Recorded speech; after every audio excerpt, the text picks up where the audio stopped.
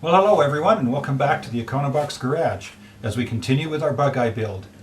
I have some misadventures this week. Ended up having to replace my angle grinder. Discovered that I have a lot to learn about welding as I start putting some rust repairs on the bottom of the car. So hopefully, once I get working on the top end of the car, my welding skills will be much improved and they won't be quite as obvious. If you haven't already subscribed, I'd really appreciate it if you did so. And I hope you enjoy this week's video.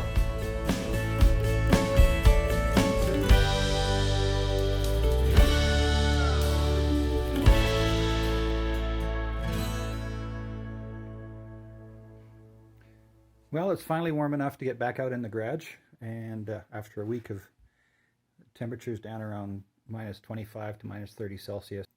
So I think first up this week is going to be cleaning up this area here and some rust through that. So I think I'm going to concentrate on this front corner. Clean up the Bondo on here, find out what I'm dealing with. I'll cut out, I'll probably go up to about here and cut this out.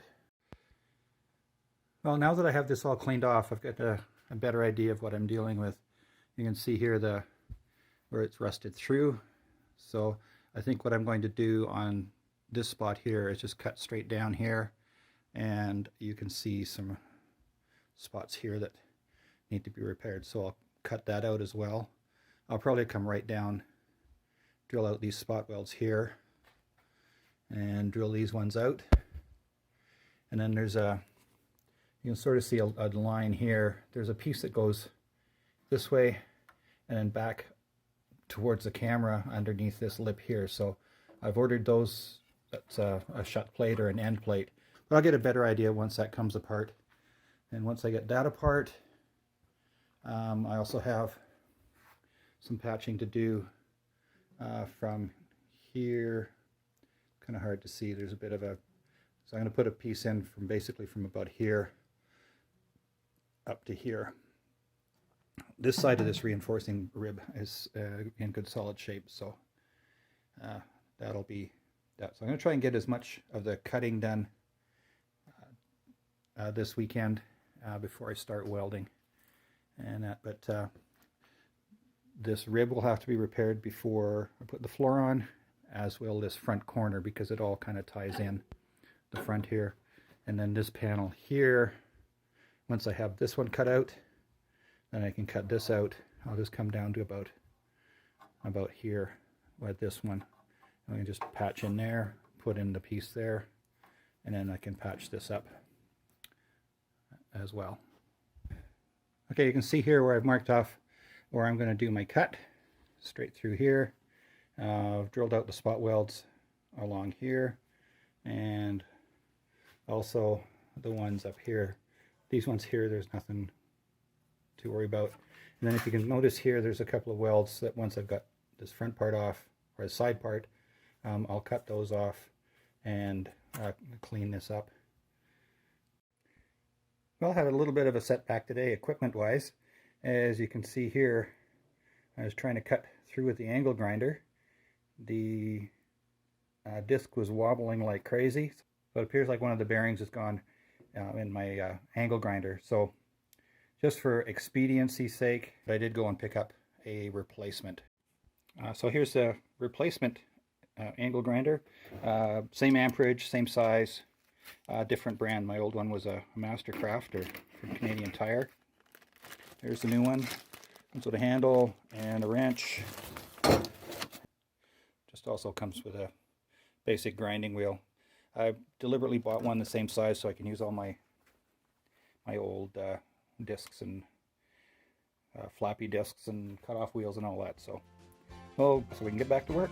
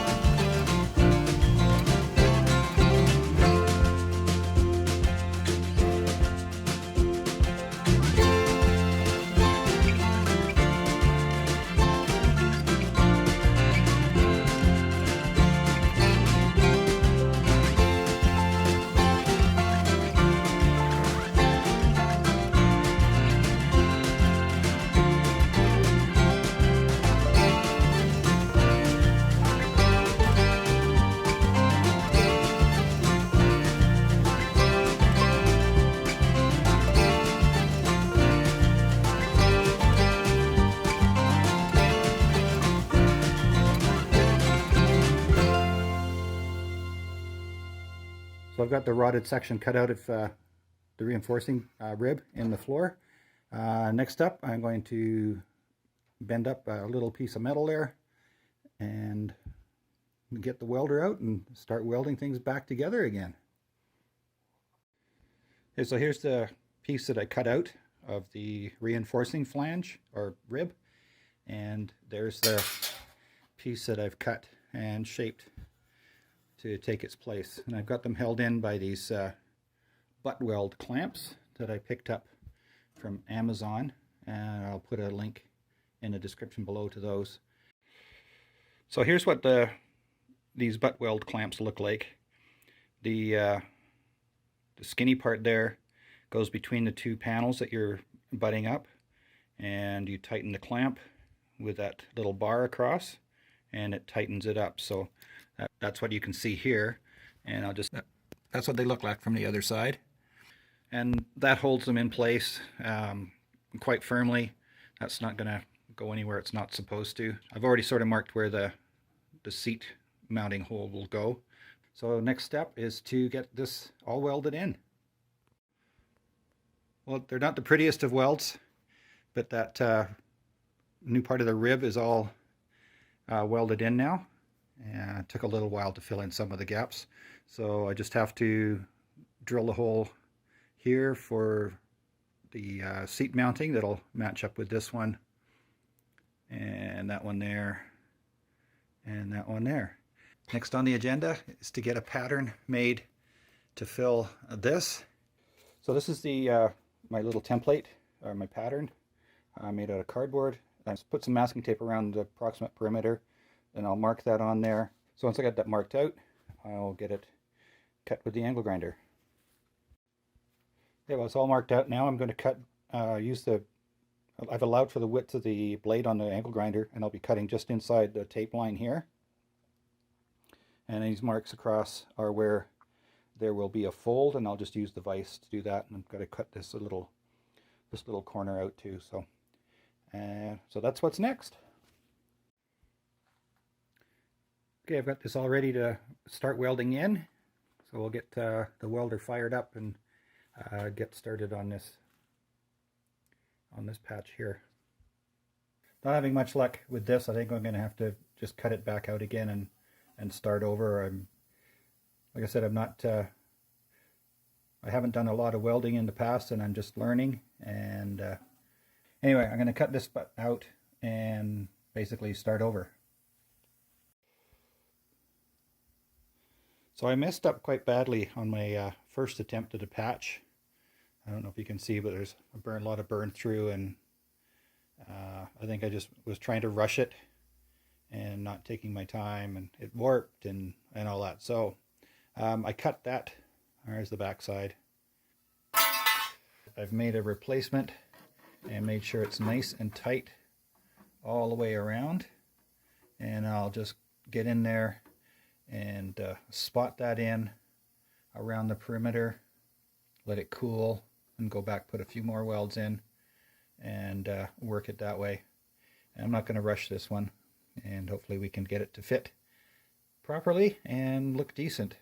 I'm not overly concerned because it is in the wheel well, which is one reason I'm doing these first, is so I get some practice with the welder, so that if anything that shows will hopefully be a lot better. Well, I think I'm done with this weld. I just got to clean it up a little bit more, and I think I'm going to call that done. I've got fixed all my blow-throughs, and it's nice and solid in there, and no warpage. So quite happy with that. I'm going to call that done. Well, thanks for joining me in the garage this week. Feel I've made some good progress. I've learned a couple of things. Looking forward to next week when the plan is to get the passenger side floor pan put in. It's nice to be putting stuff on the car instead of taking it off. Really appreciate it if you subscribe if you haven't already done so. And when you do, make sure you hit the bell icon so that you get notified when the next video comes out. So thanks again for joining me in the garage this week. We'll see you next time.